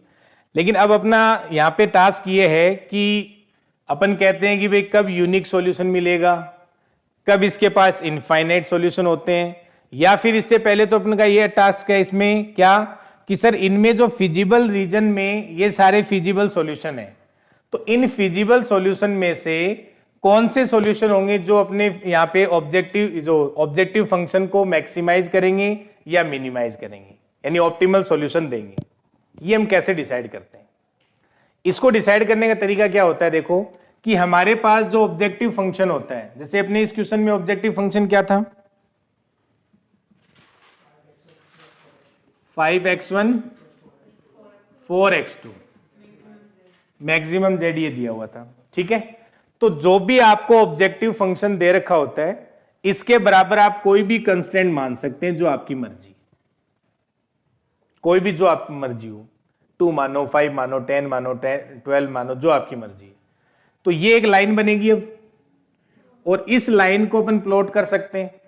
और ये ध्यान रखना है कि वो जो लाइन बनेगी, ये जो भी लाइन बने, ये लाइन अपनी इस रीजन में लाई करनी चाहिए। तो यहां से अगर ये लाइन बनेगी तो कहां पे जाएगी, देखो इसको, अगर मैं x1 को 0 रखूं तो क्या आएगा, या ऐसा कुछ ले लो जिसमें ये अपने वैल्यू आसान हो जाए, 20 ले लेते हैं चलो। तो x1 को 0 रखोगे क्या आएगा बताओ, 0.5, तो 0.5 है, ठीक है। और x2 को 0 रखोगे 4.0, तो 4.0 कहां बनेगा, 4.0 तो ये रहा, और यहां से तो 0.5 ये यहां होगा ना, छोटा लो यार ताकि इसमें अपन देख पाए, क्योंकि अपन को समझना है ना चीजों को। तो ऐसा लें ताकि अपन, मैं आपको जो चीजें बताना चाह रहा हूं वो यहाँ पे बता पाए, क्योंकि ये तो लाइन यहां से निकलेगी, ये वाली लगभग, वैसे बना सकते हो, कोई दिक्कत नहीं है, सही से बना लेना इसको, ऐसा कुछ होगा ना, जैसे ये लाइन बन गई, चलो कोई बात नहीं, नहीं कोई बात नहीं, रीजन से जा रही है, कोई दिक्कत नहीं है। ठीक है, ये हमने कोई लाइन बना ली। आप कोई भी कंस्ट्रेंट ले सकते हैं, उससे कोई अपने रेस्ट्रिक्शन नहीं है, कोई फिक्स नहीं है, आप 10 लें, 12 लें, कुछ भी लें। तो अब आप ये देखो, ये जो लाइन है, ये हमने लाइन प्लॉट की यहां पे। अब यहां पे इस वैल्यू को मैं चेंज करूंगा तो जो भी लाइन आएगी वो इस लाइन के पैरेलल ही तो आएगी भाई। इस वैल्यू को आप चेंज करेंगे तो जो लाइन बनेगी वो लाइन इसी के पैरेलल आएगी, हमेशा इसी की पैरेलल होगी लाइन, क्योंकि यहाँ पे स्लोप तो सेम ही रहेगी। तो यहाँ पे ये सी का मान जो है वो चेंज होता रहेगा। तो जो भी लाइन आएंगी वो लाइन हमेशा इसी के पैरेलल बनती रहेंगी। अब पैरेलल लाइन है तो वो या तो जो दूसरी लाइन आप प्लॉट करेंगे वो या तो हो सकता है इस साइड में जाएगी, या हो सकता है वो लाइन इस साइड आए, क्योंकि इस लाइन का जो ग्रेडियंट है वो कांस्टेंट होता है। तो अगर ये दूसरी लाइन आप इसके पैरेलल ड्रॉ करेंगे, या तो वो क्या रहेगी, हमेशा आगे बढ़ती हुई रहेगी, या फिर वो हमेशा उसके नीचे आती रहेंगी। मान लो अगर दूसरी लाइन आपने कोई भी ड्रॉ करी, आपने कोई भी मान ले लिया, मान लो 10 ले लिया, तो अगर मान लो वो लाइन आपकी इस साइड आ गई तो इसका मतलब जितनी भी लाइन आप प्लॉट करेंगे वो हमेशा इसी साइड जाती रहेंगी। अगर एक लाइन और प्लॉट की आपने और वो लाइन मान लो इस साइड आ गई तो वो सारी लाइनें इधर आएंगी। फिर रीजन अपन को ये तो पता करना है कि भाई जो हमारे पास फिजिबल सॉल्यूशन है उनमें से ऑप्टिमल सॉल्यूशन कौन सा बनेगा। तो ऑप्टिमल सॉल्यूशन बनाने के लिए कोई तो तरीका होगा, क्योंकि कॉर्नर पॉइंट ही क्यों चेक करते हैं फिर अपन। तो अगर मान लो, अब आप खुद देखो, इधर ध्यान दो, अब आप ये लाइन प्लॉट करते रहेंगे तो एक टाइम ऐसा आएगा जब ये लाइन है वो किसी लास्ट कॉर्नर पॉइंट को क्रॉस करते हुए निकल जाएगी, जो भी लास्ट कॉर्नर पॉइंट होगा, या तो कॉर्नर पॉइंट को कट करते हुए निकलेगी, या हो सकता है किसी कंस्टेंट के पैरेलल होके निकल जाएगी। दो ही पॉसिबिलिटी है, हाँ या ना भाई। जब भी आप कोई भी लाइन प्लॉट करेंगे तो हो सकता है कि वो लाइन इधर बने और हो सकता है वो लाइन इधर बने, फिक्स नहीं है। तो अगर इधर बनेगी तो फिर इधर मूव करवाएंगे अपन उसको, और अगर इधर बनेगी तो इधर मूव करवाएंगे। लेकिन किधर भी मूव करे, अगर इधर भी मूव करेगी तो इसमें ये कॉर्नर पॉइंट है, तो इस कॉर्नर पॉइंट को कट करते हुए निकलेगी वो लाइन। और अगर इधर मूव करेगी तो इस कॉर्नर पॉइंट को कट करते हुए निकलेगी। या फिर ऐसी सिचुएशन भी आ सकती है सर कि हो सकता है वो किसी लास्ट, जब आप उसको प्लॉट कर रहे हैं तो वो किसी कंस्टेंट के पैरेलल होके भी निकल जाए। तो दो ही सिचुएशन बन रही है, क्या क्या, कि सर या तो वो किसी कॉर्नर पॉइंट को कट करके हुए निकलेगी, या फिर हो सकता है सर वो किसी कंस्टेंट के पैरेलल होके निकल जाए। तो आपको याद होगा कि अपन ने एक जैसे रूल पढ़ते हैं कि भाई अगर मान लो ये कॉर्नर पॉइंट पे मिलेगी, इसका मतलब क्या हुआ कि सर ये जो वैल्यू आप इधर आप ये ले रहे हैं ये मैक्सिमम वैल्यू होती जाएगी उसकी, और इस साइड में आप लेंगे तो वो मिनिमम वैल्यू होती जाएगी। क्यों ऐसा मैं क्यों बोल रहा हूं, क्योंकि अगर मान लो बीच में आप कोई पॉइंट लेंगे यहां पे, तो उस पॉइंट पे तो फिर भी आप मान बढ़ा सकते हैं ना, क्योंकि मान लो थोड़ा इस साइड चल लो या इस साइड जाके, भाई मान लो अगर आपके बीच में यहां कोई भी पॉइंट मिले, आपको पता करना है कि सर ये क्यों नहीं हो सकता ऑप्टिमल सॉल्यूशन। तो मैं आपसे ये कह रहा हूं कि अगर मान लो ये पॉइंट आपने लिया, तो ये पॉइंट ये तो है नहीं कि लास्ट पॉइंट है, क्योंकि इस पॉइंट के बाद आप इस पॉइंट को या तो ऊपर करें या इस साइड बढ़ाएं या इस साइड, इसके पास तो सारे ऑप्शन है, कम कर सकते हैं, इधर ले जा सकते हैं, इधर ले जा सकते हैं, सारे ऑप्शन है कि नहीं है। तो सर अभी तो ये मैक्सिमाइज की प्रॉब्लम देगा ही नहीं ना, ना मिनिमम की देगा, क्योंकि अभी तो आप उस ऑब्जेक्टिव फंक्शन को फिर चेंज कर सकते हैं। तो इसलिए हमारे पास इस जो हमारे पास कंस्ट्रेंट आता है, जो सॉरी ऑब्जेक्टिव फंक्शन होता है, इसके पैरेलल अपन कोई यहाँ पे कोई भी कंस्टेंट मान के, कांस्टेंट मान के इसको लाइन प्लॉट करते हैं। बाकी जो लाइंस आएंगी वो हमेशा इसी के पैरेलल आती रहेंगी, ऑब्वियस सी बात है, क्योंकि यहाँ पे अपन केवल इस कांस्टेंट को चेंज करेंगे। तो वो हमेशा लाइन जो होगी वो लास्ट जो कॉर्नर पॉइंट होगा उस कॉर्नर पॉइंट से होते हुए निकलेगी, वो किसी भी कॉर्नर पॉइंट से होकर निकलेगी वो। या फिर क्या हो सकता है कि सर किसी न किसी या तो कॉर्नर पॉइंट से होके निकलेगा, या फिर अपन कह सकते हैं कि किसी न किसी कंस्टेंट के पैरेलल होके वो निकलेगी। दो ही पॉसिबिलिटी है और कोई पॉसिबिलिटी नहीं है। इसीलिए अपन कहते हैं कि भाई जो सॉल्यूशन मैक्सिमाइज का या मिनिमाइज का कहां मिलता है, कॉर्नर पॉइंट पे मिलता है।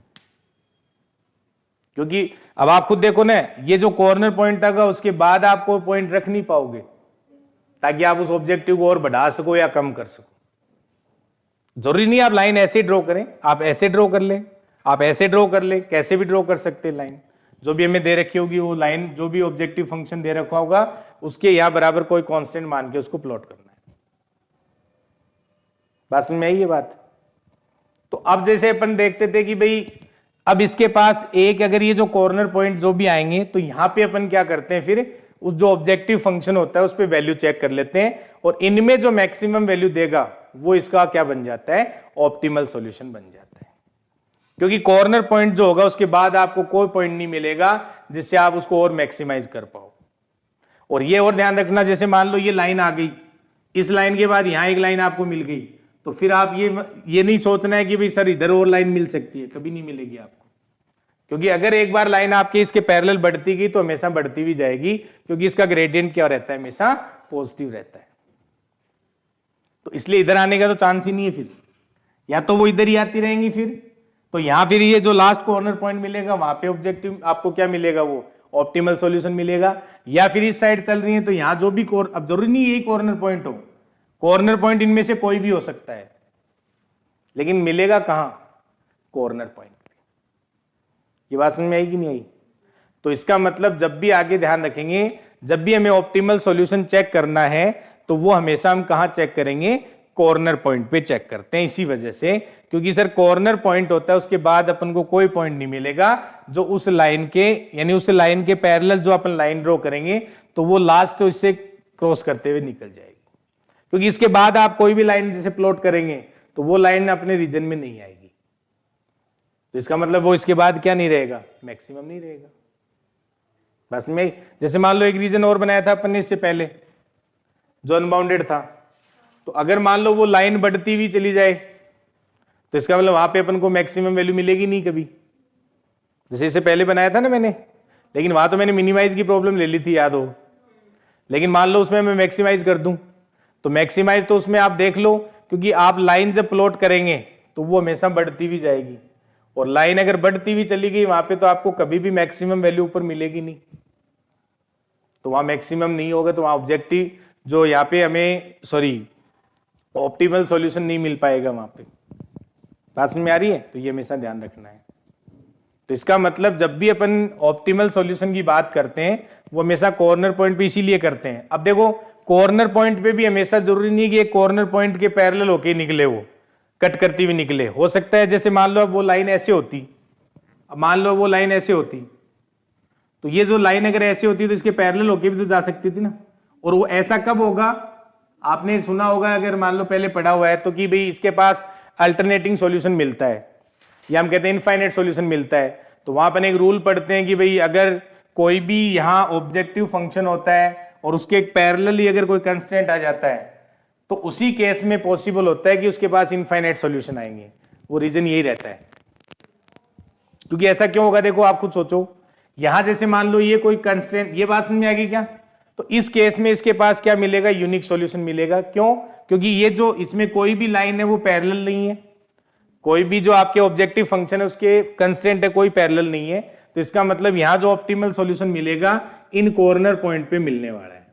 ये जो अपने कॉर्नर पॉइंट है, जैसे ये तो हमें पता है, ये हमें पता है, और ये भी हमें पता है, ये फाइंड आउट कर लो, इन दोनों के इंटरसेक्शन से बनेगा, ये पॉइंट इन दोनों के इंटरसेक्शन से बन जाएगा, तो ये इनके इंटरसेक्शन से पॉइंट अपन निकाल सकते हैं और वहां से हमें यूनिक सॉल्यूशन मिल जाएगा। लेकिन मैं आपसे ये कहता हूं, लास्ट अपन यही पढ़ते हैं अभी, कि अगर मैं ये कह दूं कि यहां जैसे मान लो ये 4x1 plus 4x2 5x1 plus 4x2 है, और अपने कंस्ट्रेंट क्या क्या थे, कंस्ट्रेंट क्या थे, 6x1 4x2। तो अगर मान लो मैं इसको ऐसे लिख दूं, ये हमारे पास 10x1 हो जाए और यहाँ 8x2 हो जाए, ठीक है। और यहां मैं लिख दूं, मान लो क्या करें, कुछ भी लिख देते हैं, 10 लिख देते हैं, ये लो, ठीक है। 2 कॉमन आएगा, ठीक। जैसे मान लो मैंने ये कंस्टेंट दे दिया आपको, आपने जो भी अभी क्वेश्चन लिखा उसमें मान लो ये कंस्टेंट होता, तो अगर ये कंस्टेंट होगा तो आप समझे इधर, अगर ये कंस्टेंट होगा तो सर ये जो कंस्टेंट है वो इसी के पैरेलल है। देख लो आप 2 कॉमन ले लो इसमें, और 2 कॉमन लेंगे तो क्या बनेगा, 5x1 plus 4x2 less than equal to 5 बना कि नहीं बना। तो जब आप इस लाइन को बनाते हैं तो क्या बनता है, 5x1 प्लस 4x2 बराबर क्या बनता है, 5 बनता है। तो ये जो कंस्टेंट है ये इसी के पैरेलल है, ऑब्जेक्टिव फंक्शन के पैरेलल है कि नहीं है। तो जब आप यहां पे इस ऑब्जेक्टिव फंक्शन को ड्रॉ करेंगे तो ये जो आपके पास ऑब्जेक्टिव फंक्शन है वो इसके एक कंस्टेंट ऐसा जरूर है वहां पे जो क्या इसके पैरेलल है। तो इसका मतलब क्या होगा कि जब आप इस लाइन को आगे बढ़ाएंगे तो इस जो अपने पास लाइन है इसके पैरेलल होके वो निकल सकता है। जो भी ऑब्जेक्टिव फंक्शन की जो लाइन होगी वो इस कंस्टेंट के पैरेलल होके भी तो निकल सकती है ना। और जब पैरेलल होके निकलेगी तो वो ऑब्वियस ही बात है इन दो कॉर्नर पॉइंट को कट करते हुए जाएगी। लाइन जो भी होगी उस पे कॉर्नर पॉइंट होंगे। तो अगर मान लो वो इसके पैरेलल होके निकलती है तो यहां पे इन दोनों पॉइंट्स को जो कॉर्नर पॉइंट है इनको कट करते हुए तो निकलेगी वो। तो उस केस में सर यहां पे ऑब्जेक्टिव फंक्शन जो होगा अपना उसको जो आप ऑप्टिमल सॉल्यूशन मिलेगा वो कहां पे मिलेगा, इस लाइन पे जितने भी पॉइंट होंगे उन सब पे आप वेरीफाई करोगे, क्योंकि भाई ये सारे जितने भी पॉइंट है वो सारे इसी लाइन पे तो हैं। तो सर यहां पे ये जो अपने पास दो कॉर्नर पॉइंट हैं वो एक साथ इसको क्या करेंगे, इंटरसेक्ट करेंगे। भाई आपके पास पॉसिबिलिटी, मैंने क्या कहा कि जब भी वो लाइन क्रॉस करते हुए निकलेगी तो वहां दो पॉसिबिलिटी बनती है। एक पॉसिबिलिटी क्या बनेगी सर, एक पॉसिबिलिटी तो ये बनती है कि वो किसी कॉर्नर पॉइंट को क्रॉस करके निकल जाए। दूसरी पॉसिबिलिटी क्या होती है कि सर हो सकता है कि वो किसी कंस्ट्रेंट के पैरेलल होके निकले। तो जब वो कंस्ट्रेंट के पैरेलल होके निकलेगी तो इन दो कॉर्नर पॉइंट को कट करते हुए तो निकलेगी। तो इसका मतलब क्या होगा सर, इन दोनों पॉइंट्स पे मान तो सेम ही आएगा। अरे भाई लाइन अगर ये पैरेलल है तो लाइन इन पे जो भी पॉइंट आप रखोगे एक ही लाइन पे है तो मान तो सेम ही देगा वो। ये बात मानते हो? तो अगर सेम देगा इसका मतलब सर यहां पे जो ऑप्टिमल सॉल्यूशन आपको मिलेगा वो दो कॉर्नर पॉइंट पे मिलेगा, और दो पे मिलेगा तो आपको पता है इस लाइन पे ही जितने भी पॉइंट है बीच के इन पे भी मान वही आएगा। तभी तो अपन कहते हैं कि यहां पे इनफाइनाइट सॉल्यूशन आ जाते हैं। लेकिन अगर मान लो ये कंस्टेंट है इसके पैरेलल है तो क्या हमेशा इनफाइनाइट पॉइंट आएंगे उसमें या इनफाइनाइट सॉल्यूशन आएंगे? क्योंकि मान लो आपने जो कंस्टेंट है वो यहां बना हुआ है और आपने जो लाइन प्लॉट की वो इधर जाने की बजाय मान लो इधर आने लग गई, तो वो तो इस कॉर्नर पॉइंट को कट करते हुए निकल सकती है ना। तो जरूरी थोड़ी है कि वो हमेशा इस लाइन के पैरेलल होके निकलेगी। तो इसका मतलब क्या हुआ कि सर जब अगर हमारे पास कोई ऑब्जेक्टिव फंक्शन है और अगर कोई कंस्टेंट उसके पैरेलल है तो वहां पे इनफाइनाइट सॉल्यूशन होने की पॉसिबिलिटी है, हमेशा होंगे जरूरी नहीं है। क्योंकि मान लो वो लाइन इधर आती हो क्योंकि मैक्सिमाइज की जगह मान लो मिनिमाइज की प्रॉब्लम होती तो अपन इधर थोड़ी जाते हैं, अपने तो इधर मान चेक करते हैं। तो वहां वो कंस्टेंट तो यहां रह जाता जो पैरेलल था, तो उसके पैरेलल होके तो वो लाइन निकलती नहीं, तो वहां इनफाइनाइट सॉल्यूशन कहां से आते। तो इसलिए ये रूल नहीं होता है, अपन पढ़ लेते हैं कई बार बुक्स में कहीं लिखा मिल जाता है कि भाई अगर कोई भी ऑब्जेक्टिव फंक्शन के पैरेलल अगर कंस्टेंट आता है तो वहां पे हमेशा इनफाइनाइट सॉल्यूशन होंगे, कोई जरूरी नहीं है। और ये एग्जाम में क्वेश्चन भी पूछा हुआ था, बहुत से बच्चों ने गलत भी किया था इसको। वहां पॉसिबिलिटी होती है हमेशा, हाँ, जहां इनफाइनाइट सॉल्यूशन मिलेंगे वहीं जहां पे कोई उसके कंस्टेंट पैरेलल होगा, ये फिक्स है। अगर कंस्टेंट पैरेलल नहीं है ना तो इसका मतलब वो केस आप तुरंत मना कर सकते हैं कि वहां कभी इनफाइनाइट सॉल्यूशन नहीं आएंगे। मान लो आपके पास ऑब्जेक्टिव फंक्शन होता और उसके यहां पे कोई भी कंस्टेंट पैरेलल नहीं है तो आप सीधा सीधा मना कर सकते हैं कि सर वहां पे अल्टरनेटिंग सॉल्यूशन कभी नहीं हो सकते, यानी इनफाइनाइट सॉल्यूशन कभी नहीं हो सकते वहां पे। लेकिन कंस्टेंट पैरेलल आ गया तो वहां हो भी सकते हैं और नहीं भी हो सकते हैं, दोनों चॉइस होती है। क्यों होती है बात समझ में आई क्या? कि सर अगर मान लो ये कंस्टेंट यहां पैरेलल आ गया लेकिन वो लाइन मान लो इधर इसको क्रॉस करते हुए निकल गई तो वहां तो उसके पैरेलल वो गई नहीं ना लाइन, तो कहां से अपन को वहां कॉर्नर पॉइंट पे क्या मिला, ऑप्टिमल मिला ही नहीं। तो ये जरूर ध्यान रखेंगे। तो आज अपन इसको यहीं पे रखते हैं, बाकी अपन कल करेंगे। तो इसमें बात समझ में आई कि आप क्या क्या पढ़ा अपन ने आज, बता दो जल्दी से। जो पढ़ा वो रिवाइज कर दो जल्दी से, 2 मिनट। पहले तो सबसे पहले सर एलपीपी, जिसका मैथमेटिकल मॉडल क्या होता है, उसमें ऑब्जेक्टिव फंक्शन होता है, कंस्टेंट होते हैं और नॉन नेगेटिव रेस्ट्रिक्शंस होते हैं और डिसीजन वेरिएबल वगैरह सब अपन ने देख लिए थे उसमें, ठीक है। उसमें सबसे पहला जो क्वेश्चन बनता है ग्राफिकल मेथड। तो ग्राफिकल मेथड कब लगा सकते हैं? जब उसमें वेरिएबल 2 या 2 से कम हो तभी अप्लाई करेंगे। 2 से ज्यादा वेरिएबल है तो आप ग्राफिकल मेथड नहीं लगा सकते, पहली बात तो ये ध्यान रखेंगे। फिर ग्राफिकल मेथड में हमने क्या देखा कि फिजिबल रीजन क्या होता है। तो फिजिबल रीजन क्या होता है कि जितने भी जो कंस्टेंट हैं उनमें सब में जो कॉमन रीजन आएगा वो फिजिबल रीजन बन जाता है। बात में आई। फिर फिजिबल सॉल्यूशन क्या होता है, यानी उन जो भी वेरिएबल्स हैं उनका वो मान जो सभी कंस्ट्रेंट को क्या करे, सेटिस्फाई करे और साथ में नॉन नेगेटिव रेस्ट्रिक्शंस को भी सेटिस्फाई करे, वो फिजिबल सॉल्यूशन बन जाता है। ठीक है, और फिजिबल सॉल्यूशन में ऑप्टिमल सॉल्यूशन कौन सा बनता है, जो आपके फंक्शन को क्या करे, ऑप्टिमाइज करे, यानी मैक्सिमम का है तो मैक्सिमम करे और मिनिमम का है तो मिनिमम करे। फिजिबल रीजन है वो बाउंडेड भी हो सकता है, अनबाउंडेड भी हो सकता है। फिजिबल रीजन हमेशा कॉन्वेक्स सेट होता है। कॉन्वेक्स सेट की मैंने डेफिनेशन बता दी थी। कॉन्वेक्स सेट क्या होता है कि किसी स्पेस का जो सबसेट है वो कॉन्वेक्स सेट कब बनेगा, उसमें आप कोई भी दो पॉइंट लें, उनको ज्वाइन करने वाला लाइन सेगमेंट हमेशा उसी में लाई करे तो वो सेट क्या बन जाता है, कॉन्वेक्स सेट बन जाता है। और वहां कॉन्वेक्स कॉम्बिनेशन लिखना होता है, ना कि लीनियर कॉम्बिनेशन। तो कॉन्वेक्स कॉम्बिनेशन का मतलब मैंने बता दिया था आपको, ये आपको ध्यान रखना है। और ये समझ में आया कि कब यूनिक सॉल्यूशन मिला और कब इनफाइनाइट सॉल्यूशन मिलेंगे। तो इनफाइनाइट सॉल्यूशन और अल्टरनेटिंग सॉल्यूशन का मतलब एक ही होता है। तो वो तभी मिल सकते हैं जब कोई कंस्टेंट ऑब्जेक्टिव फंक्शन के क्या आए, पैरेलल आए, तब पॉसिबल है। हमेशा मिलेंगे जरूरी नहीं है, लेकिन वहां पे पॉसिबल है। और एक चीज ये भी सीखी हमने कि सर कॉर्नर पॉइंट और बाउंड्री पॉइंट सेम नहीं होते। कॉर्नर पॉइंट और बाउंड्री पॉइंट सेम नहीं होते, और जो कॉर्नर पॉइंट होते हैं वो बाउंड्री पॉइंट होते हैं, लेकिन बाउंड्री पॉइंट का कॉर्नर पॉइंट होना जरूरी नहीं है। और कॉर्नर पॉइंट क्या थे, हाँ बिल्कुल, कोई दो और पॉइंट नहीं मिले जिनके कॉम्बिनेशन में आप उस पॉइंट को लिख पाओ, बस ये था। तो ये हमने एलपी में पढ़ा था। बाकी कल अपन आगे इसमें जो ग्राफिकल में भी कुछ केस बच गए अपने की, अनबाउंडेड सॉल्यूशन कब होगा, अनबाउंडेड रीजन कब होगा, और फिर नो सॉल्यूशन का केस कब आएगा, नो फिजिबल सॉल्यूशन का केस कब आएगा, ये सारी चीजें अपन कल पढ़ेंगे। नो फिजिबल रीजन कब होता है। ठीक है, तो समझ आया सबको।